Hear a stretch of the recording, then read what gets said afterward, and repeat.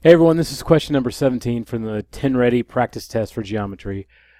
Two chords shown in the circle intercept the given arcs, so here we go, all that such. They want to know what's the measure of MPN, so they want to know what this is. Now the beauty of this is that if this point P were right here in the middle, right, the center of that circle, and it went to M and N, then the angle measure would just be the same as the measure of the arc. Unfortunately, it doesn't do that. So a great way to think about these when you have two chords, and make sure that you have chords before you start doing this, that would be they have segments that go from here to here, here to here, from end to end, but not through the center in this case. When you have that, if you're not working with a nice out of the center of the circle moment, some couple diameters, what you can do is sort of pretend like you're just pulling this value way over here. So as you pull it closer and closer, this angle, which doesn't take nearly as much, see how it's not nearly as open, as you pull it closer, in order for it to be able to go from here to here, it opens up this angle. And I like to think that for every little unit that it moves over this direction, it opens a little more. This one, the one that would have been here, as you can see, it's a lot wider. As I pull it, it gets smaller and smaller.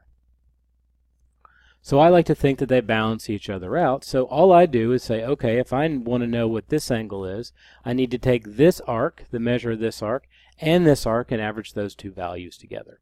So you may see that measurement of angle MPN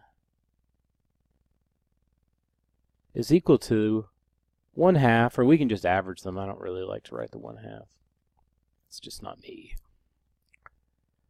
So the measurement of the arc MN plus LO, and then just divide that by 2. So we're basically just averaging these two together. The measurement of the arc MN is 40, LO is 110. Add them together, you get 150 divided by 2. So your angle is 75 degrees. So anytime you have the two chords, just remember that if it was right in the center, these numbers would tell you what the measures of those angles are, but they don't here. So you just sort of average them out, because as you tug this one closer and make this angle more and more, and actually I should probably say less and less, because if it was here, you'd have a relatively acute angle. So you're becoming sort of raising up that angle over time as you move it here, whereas this one you're decreasing the size of the overall angle, and they just balance each other out. Chocolate and peanut butter of the mathematical world. And there you go.